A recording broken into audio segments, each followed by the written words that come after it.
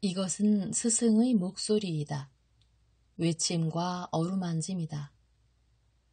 이 목소리가 회개하기를 원치 않는 사람들에게 말할 때에는 외침이 되고, 비록 불완전하더라도 하느님과 그분의 말씀을 찾아내려는 착한 뜻을, 하느님과 그분의 말씀을 찾아낸 다음에는 자기를 거룩하게 하려는 착한 뜻을 가진 사람들에게 말할 때에는 어루만짐이 된다. 이 사람들에게는 말씀이 친구의 어루만짐이 되고 예수의 축복이 된다. 95. 예수께서 야포에서 가리옷의 유다와 몇 명의 이방인들에게 말씀하시다. 404. 1944년 9월 20일. 나는 예수께서 어떤 집의 안마당에 앉아 계시는 것을 본다. 그 집은 화려하지는 않지만 깔끔하다.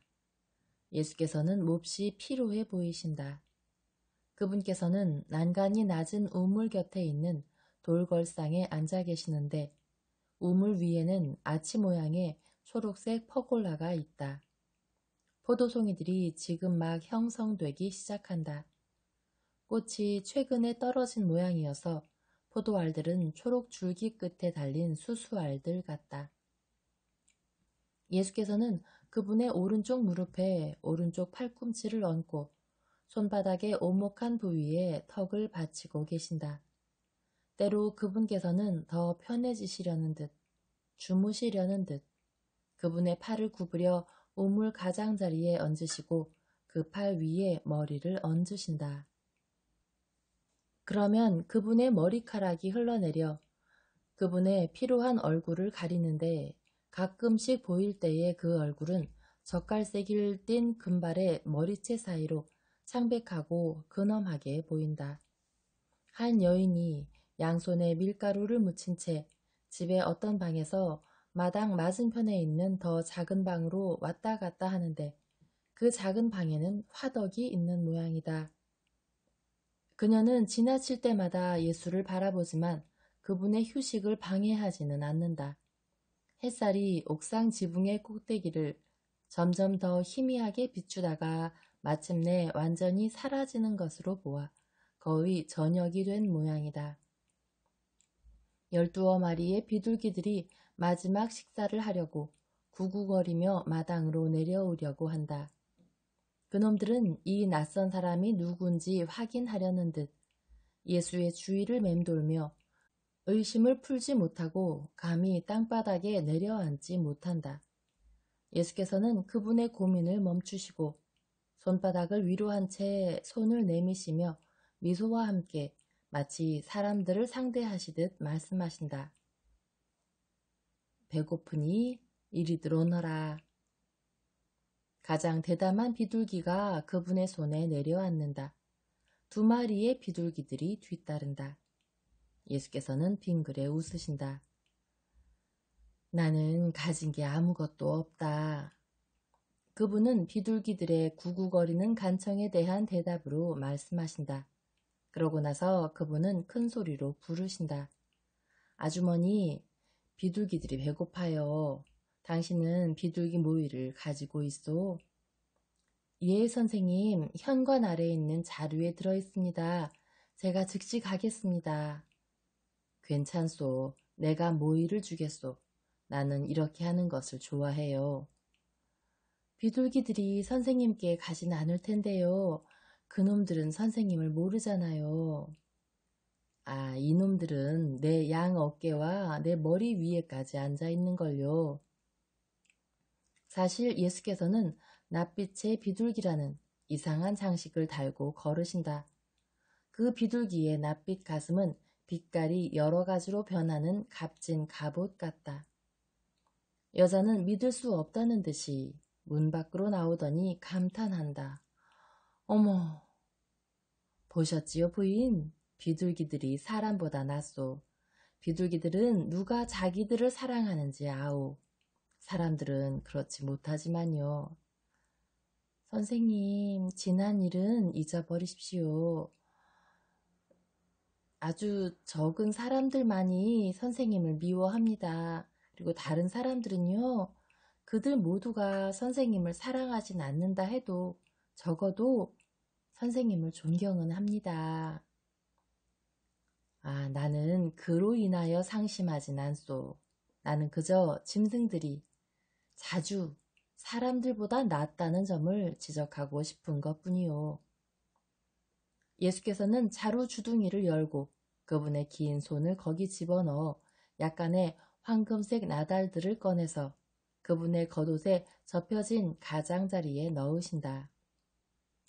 그분께서는 다시 자루를 묶으시고 먹기를 원하는 비둘기들의 침입을 막으시며 마당으로 돌아오신 다음에 겉옷자락을 펴서 모이를 땅바닥에 쏟아 놓으시고 탐욕스러운 새들의 부산한 움직임과 다툼을 보시며 웃으신다. 식사는 금방 끝난다. 비둘기들은 우물 곁에 있는 오목한 접시에 있는 물을 먹으며 다시 그분을 쳐다본다. 이젠 가거라. 나는 더 가진 게 없어. 비둘기들은 잠시 동안 예수의 양 어깨와 두 무릎 위로 날아내려와 날아다니다가 자기들의 둥지로 돌아간다. 그분께서는 다시 묵상에 잠기신다. 대문을 두드리는 큰 소리가 들린다. 여자가 달려나가 문을 연다. 제자들이다. 오너라, 너희는 가난한 사람들에게 돈을 나누어 주었느냐? 예수께서 말씀하신다. 예, 선생님, 나눠 주었습니다. 마지막 한 입까지?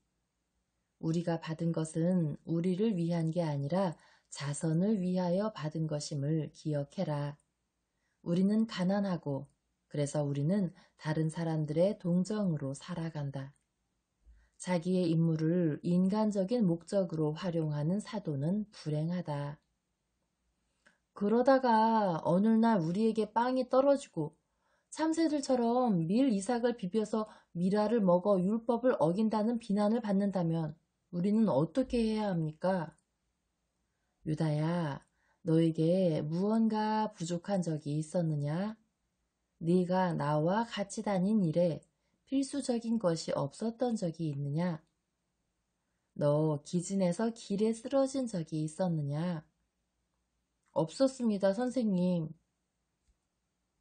내가 너에게 오너라 하고 말했을 때 안락과 재물을 너에게 약속했느냐? 내 말을 듣는 사람들에게 말할 때 내가 내 제자들에게 땅 위에서 이익을 주겠다고 말한 적이 한 번이라도 있느냐? 없습니다. 그런데 유다야, 너는 왜 이렇게 변했느냐? 너는 너의 불만과 무관심이 나를 고통스럽게 한다는 것을 알지 못하고 깨닫지도 못하느냐? 너는 너의 불만이 네 형제들에게도 영향을 미친다는 것을 보지 못하느냐? 네벗 유다야, 이러한 위대한 운명으로 불리고 그토록 큰 열정을 가지고 내 사랑과 내 빛으로 온 너는 어찌하여 지금 나를 버리려 하느냐? 선생님, 저는 선생님을 버리려 하진 않습니다. 저는 선생님과 선생님의 이익과 선생님의 성공을 가장 많이 도모하는 사람입니다. 저는 모든 곳에서 선생님의 개선을 보고 싶다고요. 정말입니다. 안다. 너는 인간적인 방식으로 그것을 원한다. 그래서 큰일이야. 네벗 유다야, 나는 그것을 원하지 않는다. 나는 인간적인 성공과 인간적인 왕국보다 훨씬 더 큰 무언가를 위하여 왔다. 나는 내 친구들에게 인간적인 승리의 부스러기들을 주려고 온 것이 아니라 너희에게 크고 본질적이고 풍성한 상, 내 영원한 나라에 참여하는 것, 하느님의 자녀의 권리들 안에서의 결합이라는 참으로 완전하여 상이라고 말하기 어려울 정도로 큰 상을 주려고 왔다. 오 유다야, 너는 왜 포기를 통하여 얻게 되는 쇠퇴를 모르는 이 숭고한 상속에 열광하지 않느냐. 유다야, 나에게 더 가까이 오너라. 보았지? 우리는 지금 단둘이 있다. 다른 사람들은 내가 내 재물, 사람의 아들이고 하느님의 아들인 내가 하느님과 사람의 이름으로 사람에게 주기 위하여 받는 기부금의 분배자인 너에게 말하기를 원한다는 것을 이해했다. 그래서 그들이 집 안으로 물러간 것이다. 유다야, 우리의 마음이 멀리 있는 우리의 집들로, 우리 어머니들에게로 날아가는 저녁에 감미로운 이 시간에 우리 단 둘이 있다. 그분들은 분명히 우리를 생각하시며 혼자 드실 식사를 준비하시며 아마도 하느님의 지극히 거룩하신 뜻이 그분을 영과 진리 안에서 사랑하게 하신 하느님의 이 시간 이전에 우리가 늘 앉던 자리를 손으로 쓰다듬으실 것이다. 우리 어머니들, 그분의 예수에 벗들인 너희 모두를 극진히 사랑하시고 너희를 위하여 기도하시는 지극히 거룩하시고 지극히 깨끗하신 내 어머니. 그리스도의 어머니로서의 그분의 모성의 고민 가운데에서 내가 너희의 애정으로 둘러싸여 있다는 것을 아시는 이 평화만을 가지신 내 어머니. 나의 벗들아, 한 어머니의 그 마음을 실망시키지 말고 상처 입히지 마라. 너희의 악한 행동을 통하여 그 마음을 깨뜨리지 마라. 내 어머니는, 유다야, 내 어머니는 우리가 마지막으로 가리옷에 들렀을 때 나를 찬미하는데 그치지 않고 내 두 발에 입 맞추려고 하셨다. 왜냐하면 그분은 그분의 유다가 하느님의 빛 속에 있는 것이 기쁘기 때문이었다. 그분은 나에게 몇 차례나 말씀하셨어. 오, 선생님, 제 유다를 거룩하게 만들어 주십시오. 어머니의 마음이 자기 자녀의 행복이 아닌 다른 무엇을 추구하겠습니까? 그리고 영원한 선보다 더 좋은 게 어떤 행복입니까? 사실이다. 유다야, 내가 너희 모두를 이끌어가기를 원하는 행복, 내 길을 따라 도달하게 되는 행복보다 더 큰 행복이 어디 있느냐? 유다야, 내 어머니는 거룩한 여인이시고 참된 이스라엘의 딸이시다. 나는 그분이 내 발에 입맞추는 것을 허락하지 않았다. 왜냐하면 너희가 내 벗들이기 때문이고 너희 어머니들 모두에게서 모든 착한 어머니들에게서 나는 내 어머니를 보기 때문이다. 유다야, 나는 너희가 너희 어머니들에게서 공동 구속자라는 무서운 운명을 가지신 내 어머니를 보기를 바라며 내 어머니를 죽이는 것은 너희 자신의 어머니를 죽이는 것처럼 느껴질 것이므로 너희가 내 어머니를 죽이기를 원치 않기를 바란다. 유다야, 울지 마라. 너 왜 우느냐? 만일 내 마음 안에 내 어머니와 내 어머니에 대한 가책을 느끼지 않는다면 왜 그렇게 눈물을 흘리느냐? 이리 오너라. 내 머리를 내 어깨에 기대고 내 벗에게 고민을 말해라. 잘못을 저질렀느냐?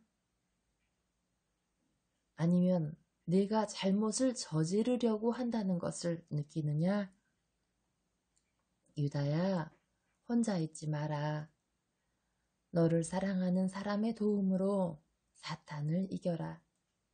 유다야, 나는 예수다. 나는 질병들을 고치고 마귀들을 내쫓는 예수야. 나는 구원하는 예수고 너를 몹시 사랑하는 예수이고 내가 그토록 약해진 것을 보고 괴로워하는 예수다. 나는 7번씩 70번을 용서하라고 가르치는 그 예수다. 그러나 나는 개인적으로는 너를 70번이 아니라 700번을, 7000번을 용서하는 예수다. 그리고 내가 용서하지 않는 죄는 없다. 유다야, 내가 용서하지 않는 죄는 없어. 유다야, 내가 용서하지 않는 죄는 없어.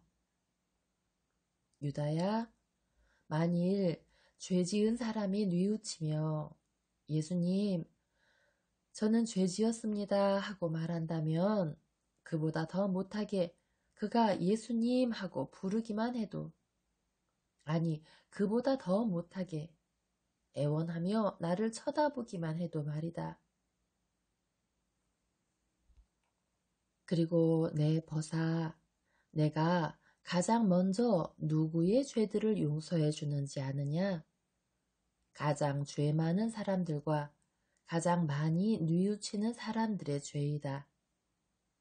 그리고 너는 내가 가장 먼저 용서해 주는 죄가 무엇인지 아느냐? 나를 거슬러 지은 죄들이다. 유다야, 너는 네 선생에게 대답할 말을 단 한마디도 찾아낼 수가 없느냐? 네 고뇌가 너무 혹독하여 말들이 네 입술에서 죽는다는 말이냐? 내가 너를 고발할까봐 염려하느냐? 염려하지 마라. 나는 너를 이렇게 내 가슴에 안고 한 어머니에게서 태어나 한 요람에 누워있는 쌍둥이처럼 같은 따뜻한 젖꼭지를 번갈아 빠느라 서로 자기 엄마의 감미로운 젖을 함께 먹어 자기 형제의 침을 맛보는 한 요람에 함께 누워있는 쌍둥이처럼 너와 말하기를 참으로 오랫동안 고대해왔다. 지금 나는 너를 가지고 있으니 내가 너를 고쳐주었다고 네가 나에게 말할 때까지 너를 떠나보내지 않겠다. 유다야, 염려하지 마라. 나는 네 고백을 원한다. 하지만 네 동료들은 이것이 다정한 대화라고 생각할 거야. 이 대화가 끝난 다음에는 우리의 얼굴이 서로의 평화와 사랑으로 빛날 테니 말이다. 또 나는 오늘 저녁 식사 때 너를 내 가슴에 안고 내 빵을 소스에 담가 다정한 친구인 너에게 주고 하느님께 감사드린 다음 포도주 잔을 제일 먼저 너에게 주어 그 사람들이 점점 더 그렇게 믿도록 하겠다. 유다야, 너는 향연의 왕이 될 거야. 실제로도 그렇게 될 거야. 오, 내가 사랑하는 영혼아, 너는 네 신랑의 신부가 될 것이다. 만일 네가 네 먼지를 나의 정화시키는 품에 맡겨 네가 깨끗하고 자유롭게 된다면 말이다. 네 괴로움을 나에게 말하지 않을 테냐? 선생님께서는 제 어머니에 대하여 그리고 저희 집에 대하여 선생님의 사랑에 대하여 저에게 몹시 친절하게 말씀하셨습니다. 심약했었던 한 순간이었습니다. 저 몹시 피곤합니다. 그리고 저는 얼마 전부터 선생님께서 저를 사랑하지 않으셨다고 생각했습니다. 아니야, 그렇지 않다. 네가 말한 것 중 딱 한 가지만이 진실한데 그건 네가 피곤하다는 것이다. 하지만 너는 길이나 먼지나 햇볕과 진흙과 군중들 때문에 피곤한 것이 아니라 너 자신으로 인하여 피곤한 것이다.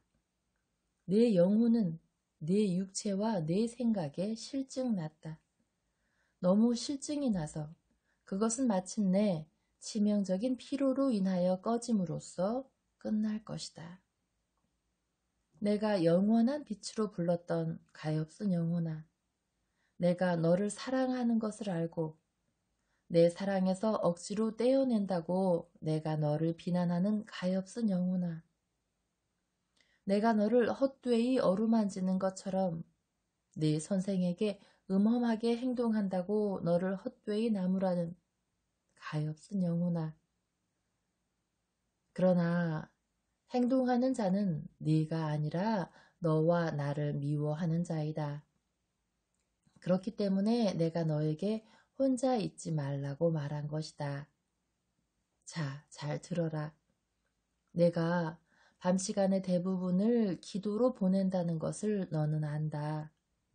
만일 어느 날 네가 사람이 되겠다는 용기와 내 사람이 되겠다는 의지가 생기는 것을 느낀다면 네 동료들이 자는 동안에 나에게로 오너라.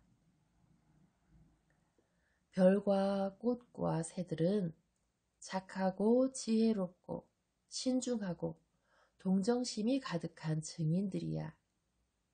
그들은 자기들의 목전에서 저질러지는 범죄를 보고 공포로 충격받는다.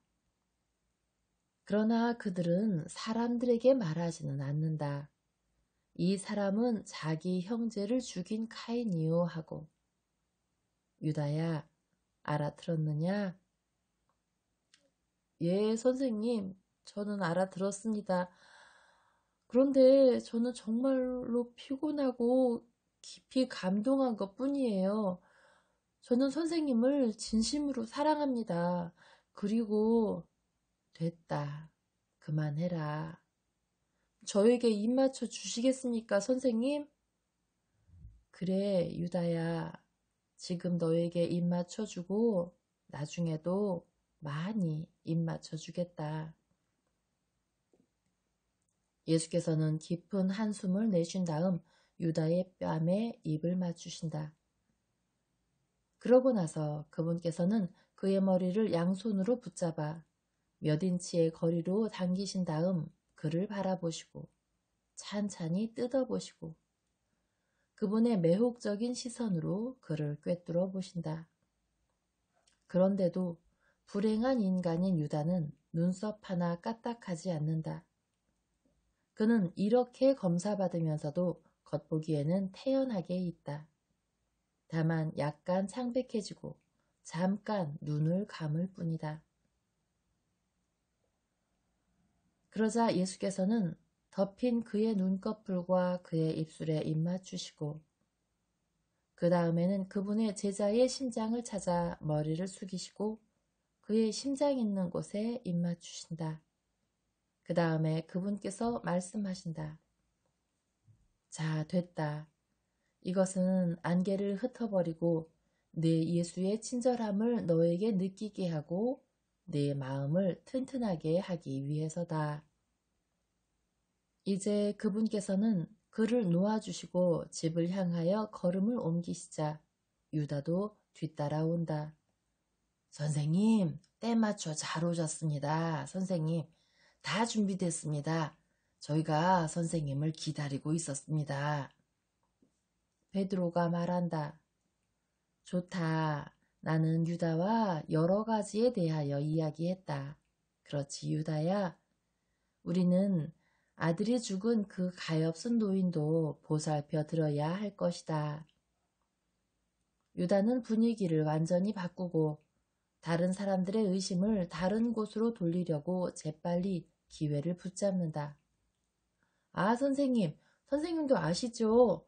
오늘 저희는 그리스에 있는 로마 식민지들의 유다인들과 함께 있는 이방인들의 무리에게 붙잡혔었습니다. 그 사람들이 질문을 많이 했어요. 저희는 최선을 다해서 대답했습니다만 그 사람들을 설득하지 못한 게 분명합니다. 하지만 그 사람들은 친절해서 저희에게 돈을 많이 주었습니다. 여기 있습니다, 선생님. 이 돈으로 자선을 많이 행할 수 있을 거예요. 유다는 부드러운 가죽으로 만들어진 큰 주머니를 탁자 위에 내놓는다. 주머니에서는 은소리가 난다. 그 주머니는 어린이 머리통만 하다. 좋다, 유다야. 돈을 공평하게 나누어 주어라. 그 이방인들이 무엇을 알기를 원했느냐? 내세에 대한 지식이요. 사람이 영혼을 가지고 있는지, 영혼이 불멸의 것인지요. 그 사람들은 자기들의 선생님들의 이름을 언급했습니다만 저희가 뭐라고 말할 수 있었겠습니까?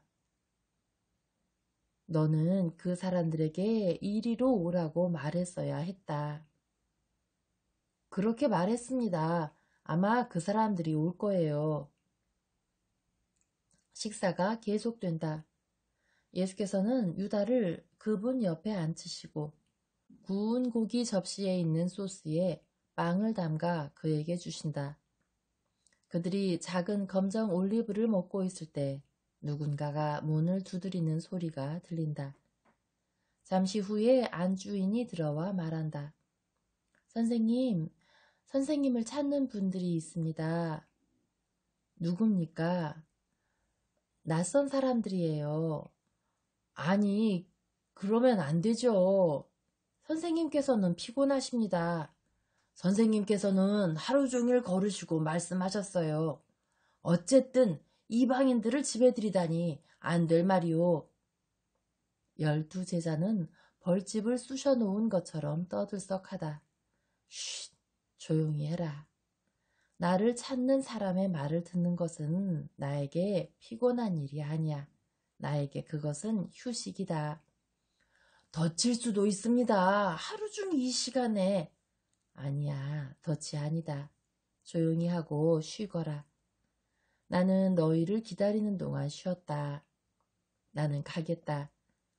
너희에게 나와 함께 가자고 부탁하지는 않겠지만 비록 나는 너희가 유다교를 전해야 할 상대는 이방인들이라고 너희에게 말한다마는 그것은 그리스도교의 다름 아닐 것이다. 여기서 나를 기다리고 있거라. 선생님 혼자서 가시려고요? 안 됩니다. 그건 절대로 안 됩니다. 베드로가 일어서며 말한다. 여기 그냥 있어라. 나 혼자 다녀오마. 그분께서는 나가신다. 대문 밖을 살펴보시는데 황혼빛 아래 많은 사람들이 그분을 기다리고 있다. 평화가 여러분과 함께 있기를. 여러분은 나를 보기를 원했습니까? 선생님, 안녕하십니까? 위험 있는 노인이 대답한다. 그는 머리에 쓰는 두건이 달린 짧고 둥근 겉옷 안으로 드러나는 로마식 옷을 입고 있다.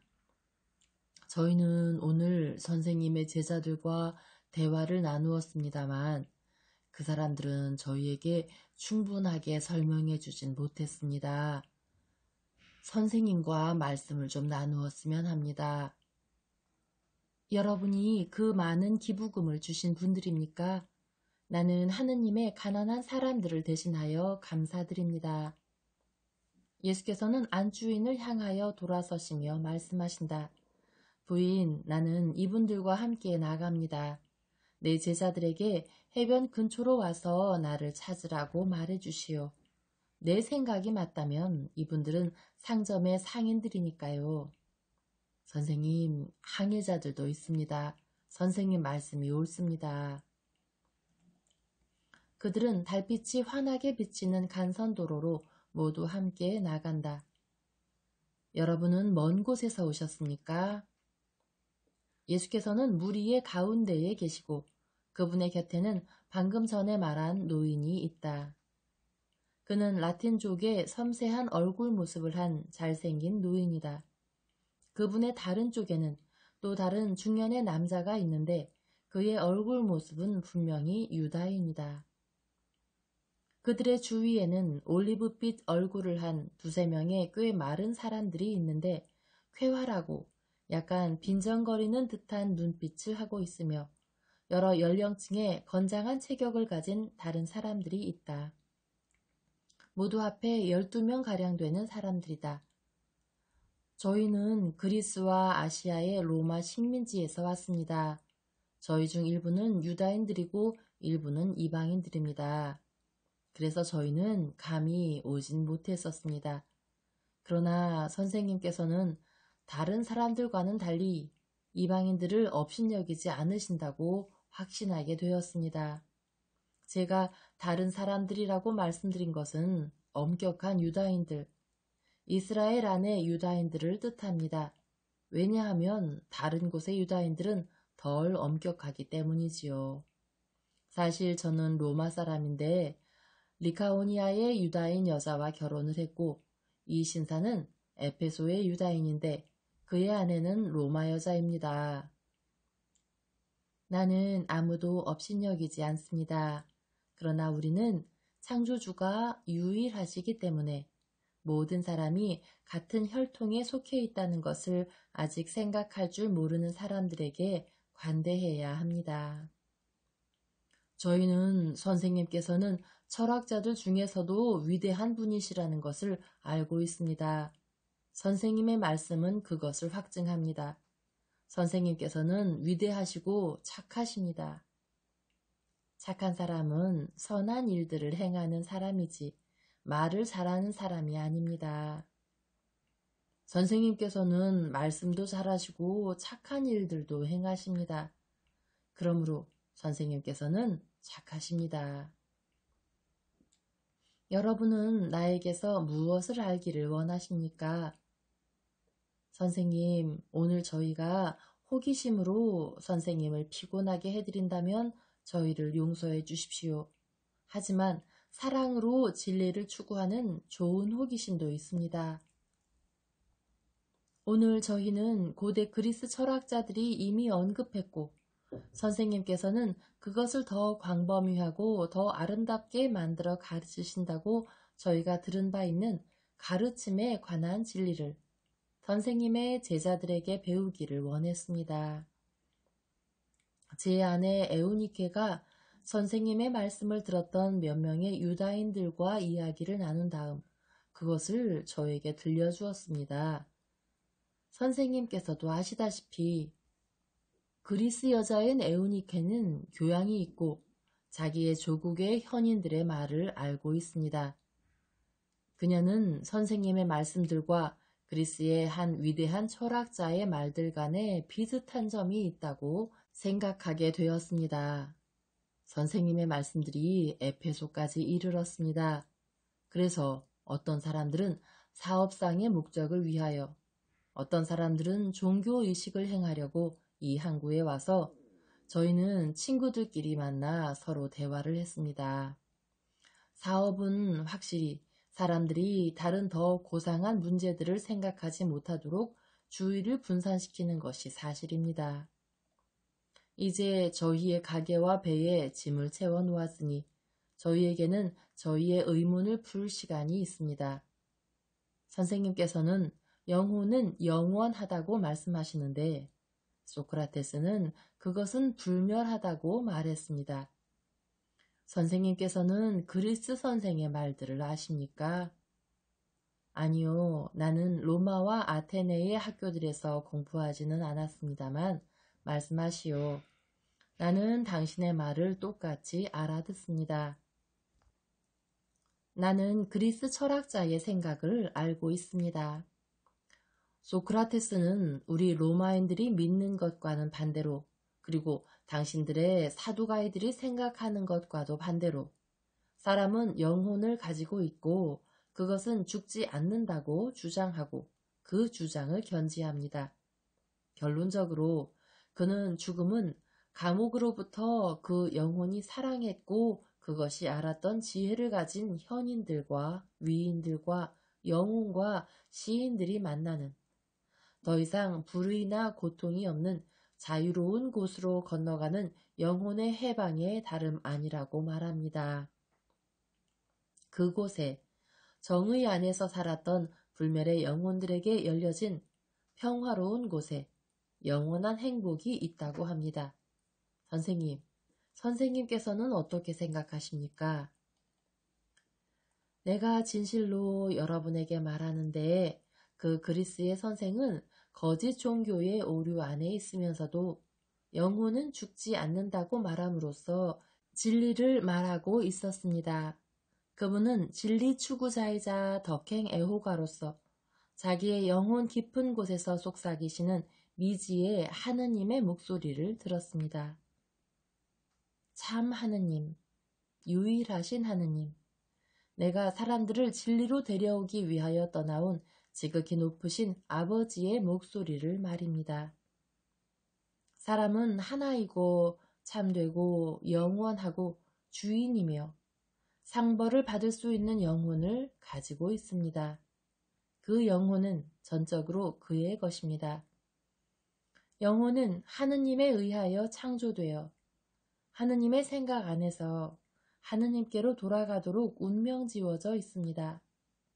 여러분, 이방인들은 여러분의 육체들의 종교에 너무 많이 헌신합니다. 인간의 몸은 참으로 경탄할 만한 작품이고 그 위에는 영원한 손가락의 표시가 남아 있습니다.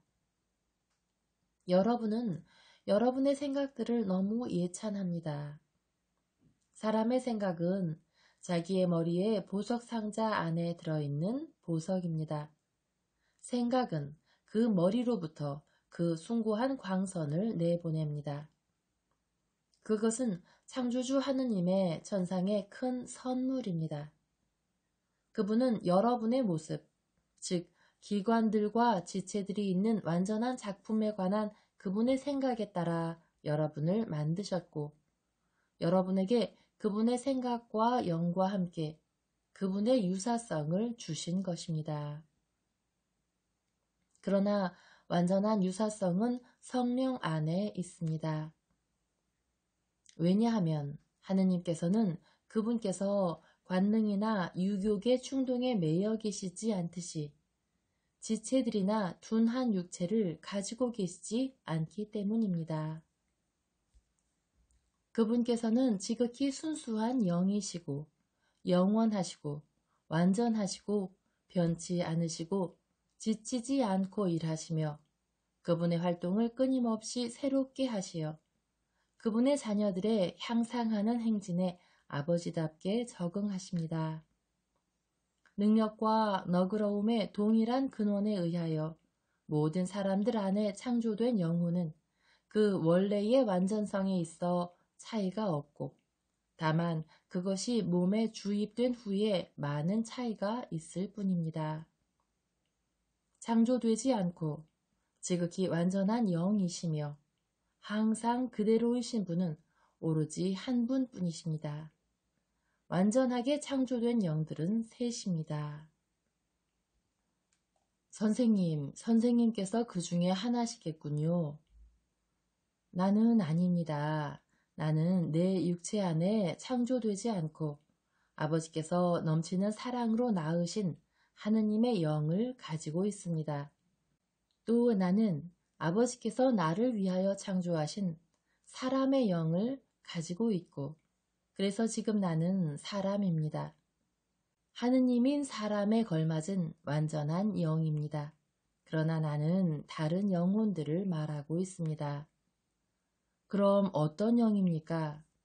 두 명은 인류의 첫째 부모 두 사람입니다. 그들은 완전하게 창조되었는데 자발적으로 불완전에 빠졌습니다.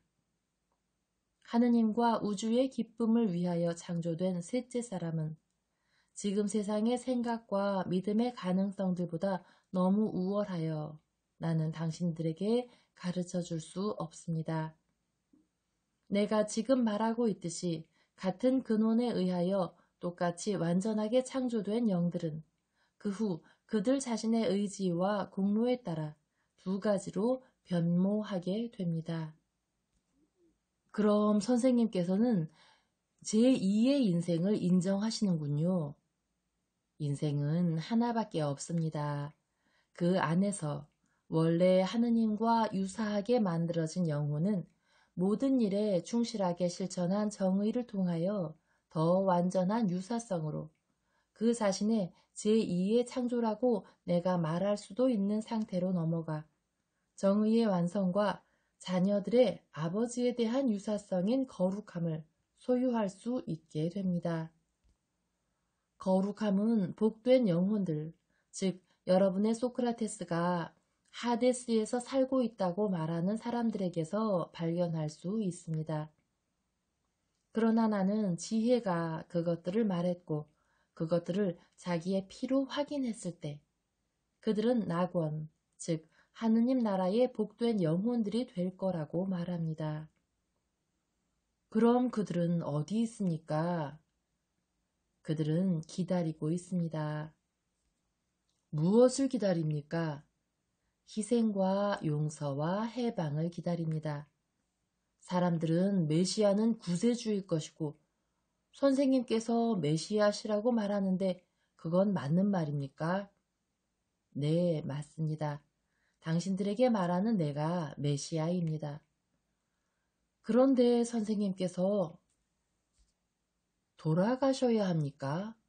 왜 그런가요? 세상은 빛을 몹시 필요로 하는데 선생님께서는 세상을 떠나기를 원하십니까? 그리스인인 당신이 나에게 이렇게 묻는 겁니까? 소크라테스의 말을 믿는 당신이 말입니다. 선생님, 소크라테스는 의인이었습니다만 선생님께서는 거룩하십니다. 땅이 얼마나 성덕을 필요로 하는지 보십시오. 그것은 고통 하나하나, 상처 하나하나, 내 핏방울 하나하나에 대하여 만배로 자라날 것입니다. 세상에, 목숨을 업신여기라고 설교하시는데 그치지 않고 목숨을 버리려고 준비하시는 선생님보다 더 위대한 스토아 철학자는 일찍이 없었습니다. 나는 목숨을 업신여기지 않습니다. 나는 그것을 세상의 구원을 살 수 있는 가장 유용한 것으로서 사랑합니다. 하지만 선생님께서는 돌아가시기에는 너무 젊으십니다. 여러분의 철학자는 거룩한 것은 신들에게 소중하다고 말하고 당신은 나를 거룩한 사람이라고 불렀습니다. 만약 내가 거룩한 사람이라면 나는 내가 떠나온 거룩함으로 돌아가기를 갈망해야 할 것입니다. 따라서 그러한 갈망을 가지지 못할 정도로 젊을 수는 절대 없습니다. 소크라테스도 거룩한 사람은 신들을 유쾌하게 하는 일들을 행하기를 사랑한다고 말합니다. 죄가 사라지게 만든 자녀들을 아버지의 포옹으로 회복시키고 사람에게 모든 부의 원천이신 하느님과의 평화를 주는 것보다 더 유쾌한 것이 무엇입니까? 선생님께서는 소크라테스의 말들을 알지 못한다고 말씀하셨는데 그럼 선생님께서 지금 말씀하신 것들은 어떻게 알게 되셨나요? 나는 모든 것을 압니다. 사람들의 생각들은 그것들이 좋은 생각들인 한 내 생각의 반영에 지나지 않습니다. 생각이 좋지 않을 때 그것은 나의 것이 아닙니다. 그러나 나는 시간들의 경과 안에서 그것을 읽어왔고 그것이 말해졌을 때 말해지고 있는 지금 그리고 앞으로 말해질 때 알았고 알고 알 것입니다. 나는 압니다. 주님, 세계의 빛인 로마로 오십시오. 선생님께서는 여기서 증오에 둘러싸여 계십니다. 선생님께서는 거기서는 존경으로 에워싸이실 것입니다. 그 존경은 사람을 감싸주겠지만 초자연적인 것들의 선생을 감싸주지는 않을 것입니다. 나는 초자연적인 것들을 위하여 왔습니다. 나는 하느님의 백성의 자녀들에게 그것을 가져다 주어야 합니다. 비록 그들이 말씀에 대하여 가장 완고한 자들이지만 말입니다. 그럼 로마와 아테네는 선생님을 가지지 못하겠군요. 그들은 나를 가지게 될 겁니다. 염려하지 마시오. 그들은 나를 가지게 될 거예요. 나를 원하는 사람들은 나를 가지게 될 것입니다. 하지만 만일 그 사람들이 선생님을 죽이려 한다면 영은 죽지 않습니다. 모든 사람의 영은 불멸입니다. 그런데 하느님의 아들의 영인 내 영이 불멸의 것이 아니겠습니까? 나는 활동적인 내 영과 함께 갈 것입니다. 나는 갈 것입니다.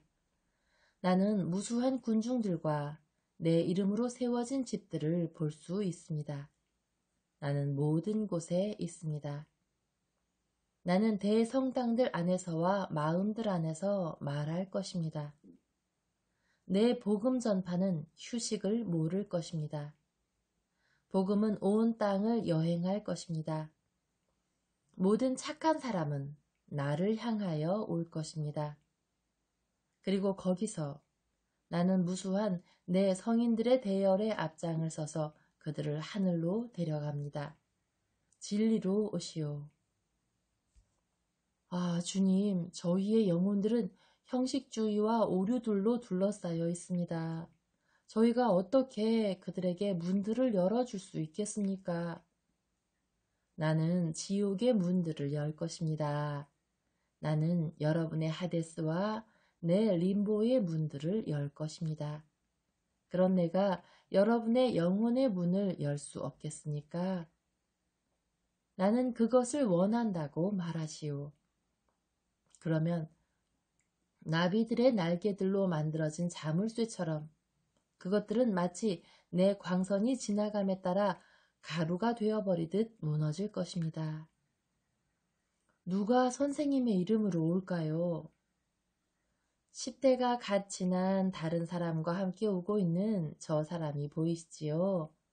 저 사람들이 로마와 온 세계로 갈 것입니다. 그리고 그들과 함께 더 많은 사람들이 갈 것입니다. 그들을 자극하고 내 곁에 있어야만 휴식을 얻는 나에 대한 사랑으로 인하여 그들은 현재와 같은 열의를 가지고 내 피로 구속된 사람들을 위하여 여러분을 모아 빛으로 인도하기 위하여 갈 것입니다. 베드로야, 요하나, 이리 오너라. 다 끝났다. 이제 나는 너희와 함께 있을 수 있다.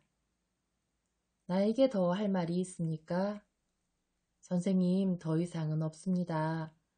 저희는 선생님의 말씀을 가지고 떠나겠습니다. 그것들이 여러분 안에서 영원한 뿌리와 함께 싹트기를 바랍니다. 가보시오. 평화가 여러분과 함께 있기를. 선생님, 안녕히 계십시오. 환상이 끝난다. 예수께서 나에게도 말씀하신다. 지쳤느냐? 이것은 매우 힘든 받아쓰기였다. 환상을 보는 것보다는 받아쓰기에 가까웠다. 그러나 이 주제는 어떤 사람들이 바라는 것이다. 누구냐고? 너는 나의 날에 알게 될 것이다.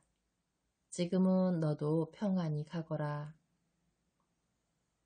나는 예수와 이방인들 사이의 대화가 어떤 해안 도시의 바닷가에서 있었다는 것을 나 자신의 말로 덧붙이고 싶다.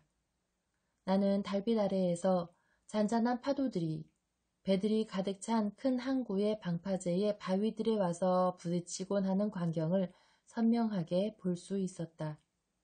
그들이 줄곧 말하고 있었기 때문에 나는 이 광경을 미리 묘사할 수 없었다.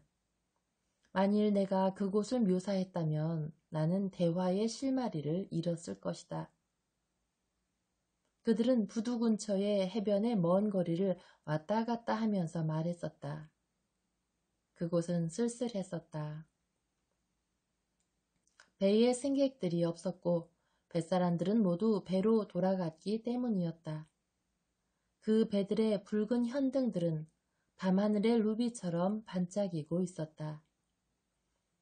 나는 그 도시가 어떤 도시인지 모르겠지만 틀림없이 아름답고 중요한 도시일 것이다.